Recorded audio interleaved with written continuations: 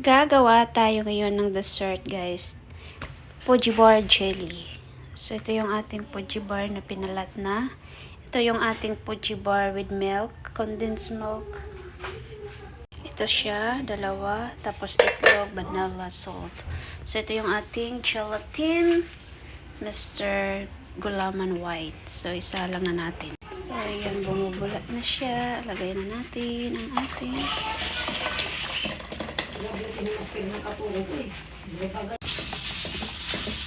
ay, syutak ko.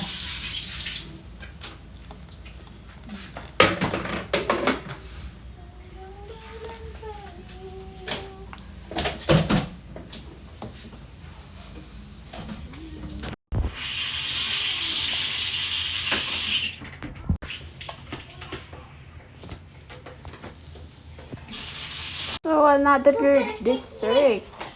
So, gagawa na naman tayo ngayon ng fruit salad.